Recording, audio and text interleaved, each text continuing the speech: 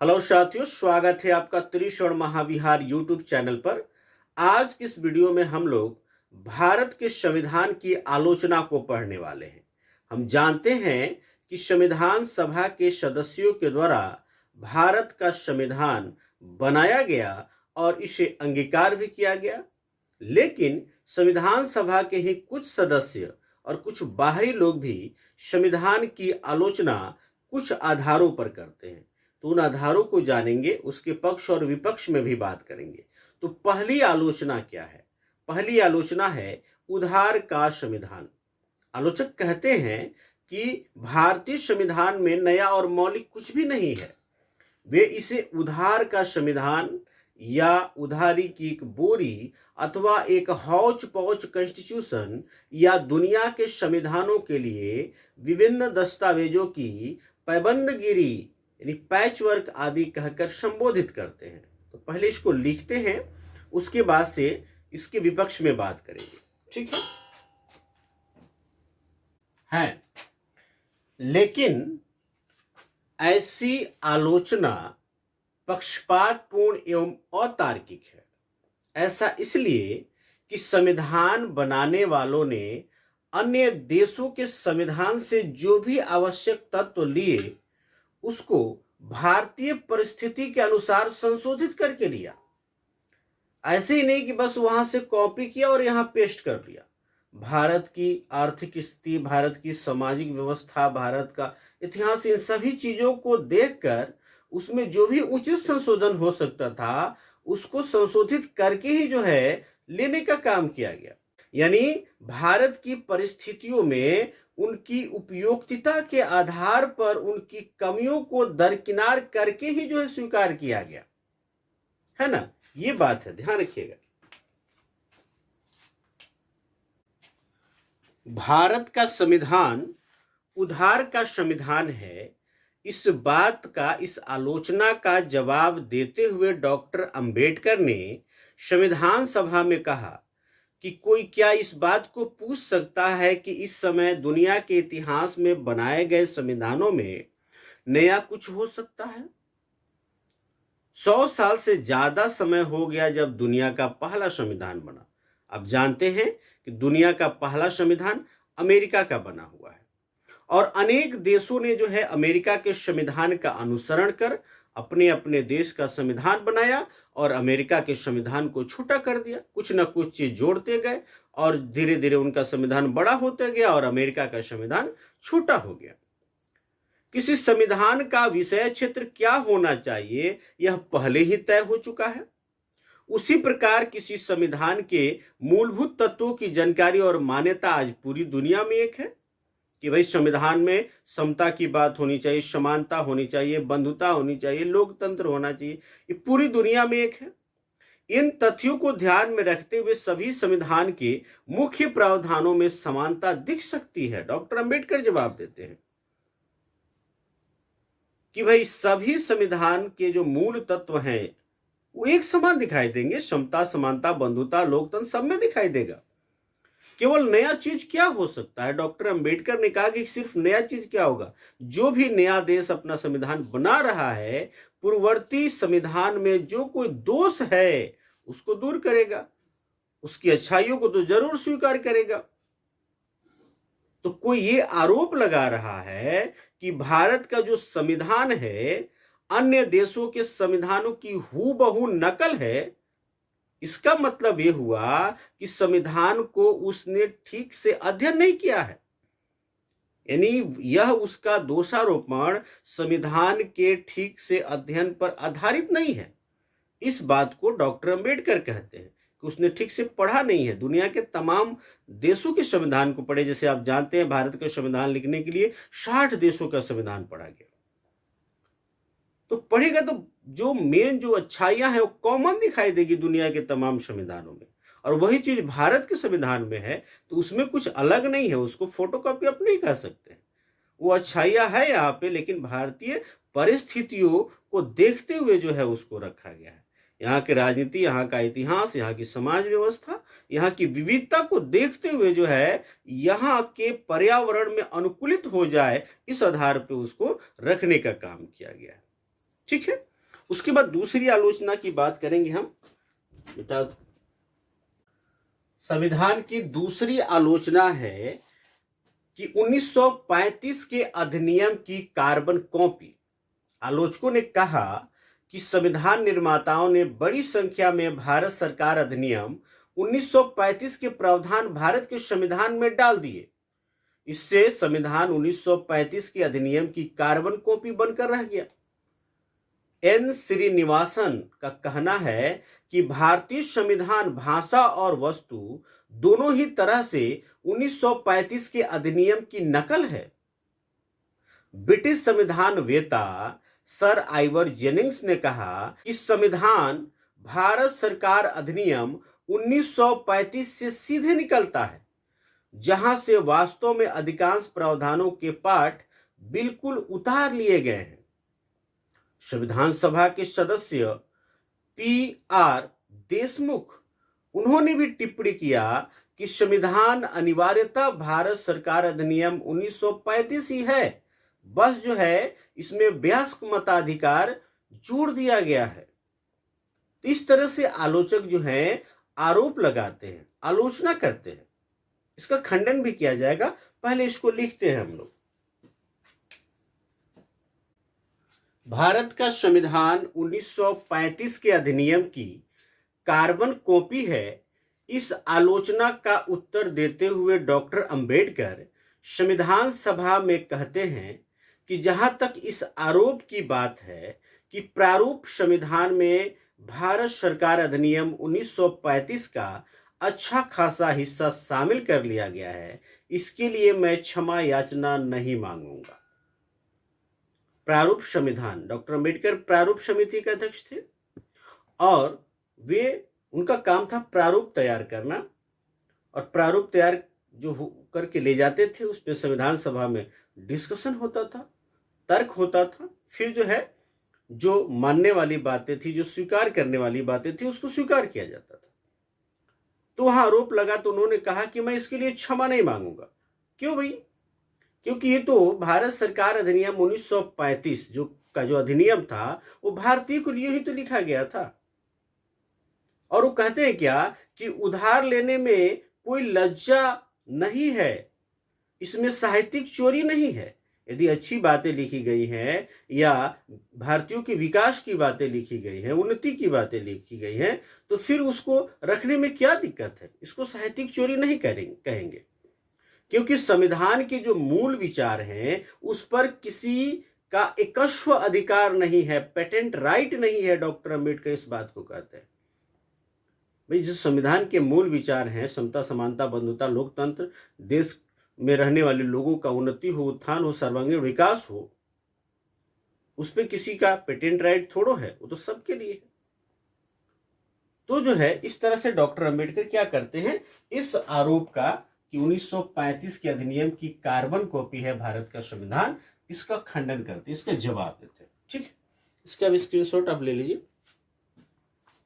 आलोचक अगली आलोचना करते हुए कहते हैं भारतीय संविधान की कि भारतीय संविधान गैर भारतीय अथवा भारतीयता विरोधी है, क्योंकि यह भारत की राजनीतिक परंपराओं अथवा भावनाओं का प्रतिनिधित्व नहीं करता।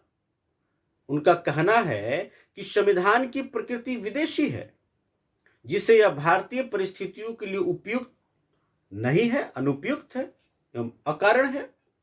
इस संदर्भ में संविधान सभा के सदस्य हैं जिनका नाम है हनुमंथैया। हनुमंथैया जो है वे टिप्पणी करते हैं कि हम बीड़ा या सितार का संगीत चाहते थे, लेकिन हम यहाँ एक इंग्लिश बैंड का संगीत सुन रहे हैं।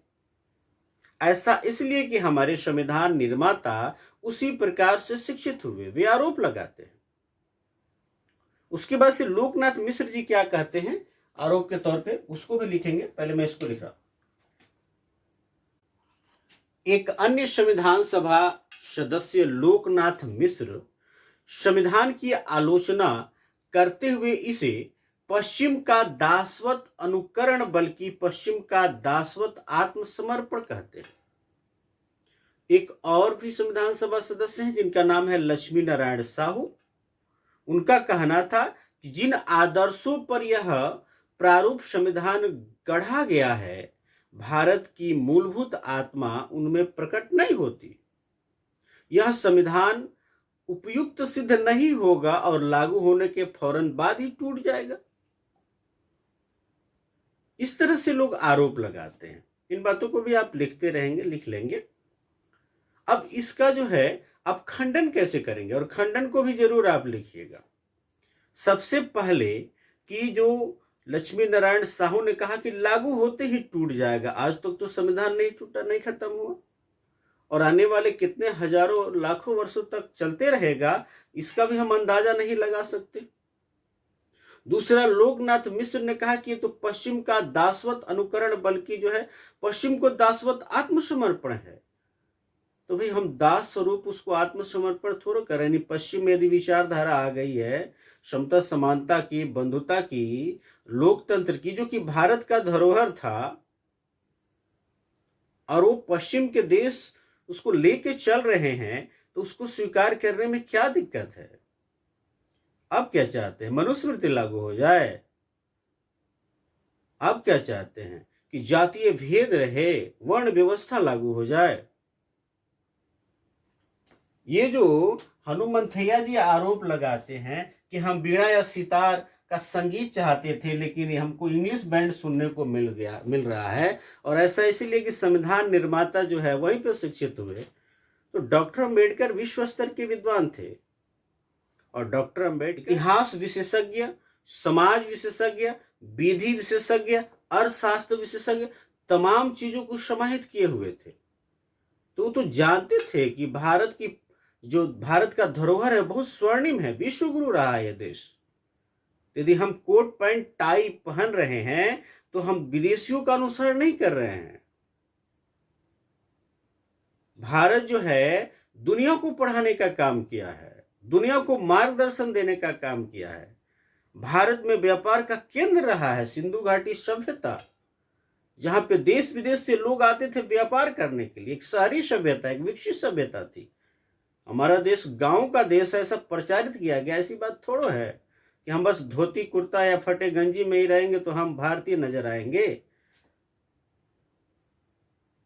टाई बेल्ट कोट पैंट में रहेंगे तो हम भारतीय नहीं, हम विदेशी लगेंगे। जरा गौर से आपको जो है भारत के धरोहर को देखने की जरूरत है और खंगालने की जरूरत है, जानने की जरूरत है। तो अभी जो भारत का संविधान जो है एक शहरीकरण की व्यवस्था करता है, सबको एकीकृत करने की व्यवस्था करता है, मानवीय विचारधारा को स्थापित करने की बात करता है, वैज्ञानिक सिस्टम को अपनाने की बात करता है, तो फिर ये गैर भारतीय चीज नहीं है, ये भारतीयता विरोधी नहीं है। ये सभी चीजें भारत की धरोहर हैं, जो मध्यकाल में कहीं विचलित हो गई थी, अंधकार में चली गई थी। फिर से उसको पुनर्जीवित करने का काम संविधान सभा के विद्वानों ने और भारत के लिए लड़ने वाले, भारत को आजादी दिलाने वाले जो वीर सपूत हैं उन्होंने किया। तो इसको मैं मिटा रहा हूं, फिर अगली आलोचना की बात करेंगे। भारतीय संविधान की अगली आलोचना है गांधीवाद से दूर संविधान। आलोचकों के अनुसार भारत का संविधान गांधीवादी दर्शन व मूल्यों को प्रतिबिंबित नहीं करता, जबकि गांधी जी हमारे राष्ट्रपिता हैं। उनका कहना था, किसका? गांधी जी का कहना था कि संविधान ग्राम पंचायत तथा जिला पंचायत के आधार पर निर्मित होना चाहिए। इस संदर्भ में संविधान सभा सदस्य जो हनुमंथैया थे, उन्होंने कहा यह वही संविधान है जिसे महात्मा गांधी कभी नहीं चाहते, न ही संविधान पर उन्होंने विचार किया होगा किस तरह का संविधान बनेगा। ऐसी बात नहीं है। भारत का जो संविधान बना है उसमें गांव के अंतिम व्यक्ति को भी उसने छूने का काम किया, उसके भी उन्नति और उत्थान की बात उसमें सोची गई और संशोधन के प्रावधान भी रखे गए। तो बाद में जो है पंचायती राज व्यवस्था को भी तो जोड़ा गया है कि नहीं। भी परिस्थितियां उस तरह हो जाएंगी तो और चीज को उसमें ऐड किया जाए, जोड़ा जाए, इस तरह के भी प्रावधान किए गए। इस तरह से इस आरोप का खंडन हुआ। आइए इसको लिखते हैं, पहले आरोप क्या है। ठीक है, तो आप इसका स्क्रीनशॉट ले लें ताकि इसको मिटा दिया जाए। संविधान की अगली आलोचना है महाकाय आकार। आलोचक कहते हैं कि भारत का संविधान बहुत भीमकाय और विस्तृत है, जिसमें अनेक अनावश्यक तत्व हैं। सर आइवर जेनिंग्स के विचार में जो प्रावधान बाहर से लिए गए हैं उनका चयन बेहतर नहीं है और संविधान बहुत लंबा और जटिल है। इस तरह का आरोप लगाते हैं सर आइवर जेनिंग्स। तो मैं आपको अलग से एक वीडियो बनाया हूं कि भाई भारत के संविधान के विस्तृत होने का क्या कारण है। अब जानते हैं कि भारत में जो है भौगोलिक विविधता है, यहाँ पे सांस्कृतिक रूप से भी विविधता है, अनेक धर्म, अनेक जाति के लोग, अनेक भाषाओं को बोलने वाले लोग हैं, अलग अलग भौगोलिक क्षेत्र है यहाँ का। कहीं पर्वत है, पहाड़ है, नदियाँ है, मरुस्थल है ना, तमाम तरह की विविधता है भौगोलिक दृष्टि से बात किया जाए तो, और जो सांस्कृतिक दृष्टि से विविधता है वो तो है ही। साथ ही जो है मैं बताया था 1935 के अधिनियम का प्रभाव भी काम किया। जम्मू कश्मीर को छोड़कर जो है जो राज्य और देश है सबके लिए एकल संविधान था समय। तो तमाम कारण थे जो भारतीय संविधान को विस्तृत बनाते हैं, वृहद बनाते हैं। और इतनी बड़ी विविधता वाले देश को एकजुट रखना है तो फिर संविधान का विस्तृत होना, इसके आकार का बड़ा होना स्वाभाविक है ही, इसमें कोई किंतु परंतु नहीं है। ठीक है, तो इसको भी लिख लेते हैं महाकाय आकार। संविधान की अगली आलोचना करते हुए आलोचक इसे वकीलों का स्वर्ग कहते हैं। आलोचकों के अनुसार भारत का संविधान अत्यंत विधिवादितापूर्ण तथा बहुत जटिल है। उनके विचार से जिस कानूनी भाषा और मुहावरों को शामिल किया गया है उनके चलते संविधान एक जटिल दस्तावेज बन गया है। सर आइवर जेनिंग्स जो है इसे वकीलों का स्वर्ग कहते हैं। तो स्वाभाविक सी बात है, एक लाइन में यदि बहुत सी बातें कहनी हो तो फिर उसमें कॉमा और बिंदु तक बोलने लगते हैं, और जब कॉमा और बिंदु भी कुछ कह रहे हों, बोल रहे हों, तो उसको जो है हल्का फुल्का पढ़ा हुआ व्यक्ति न समझ सकता है न समझा सकता है। उसके लिए जो है उसके ज्ञाता की ही जरूरत पड़ती है, उसके विद्वान की ही जरूरत पड़ती है। तो यदि विधि को लिखा गया है तो विधि वेता की जरूरत तो है ही। ठीक है, तो अगली आलोचना है वकीलों का स्वर्ग। आई होप ये वीडियो आपको बहुत अच्छा लगा होगा साथियों। Thank you for watching this video.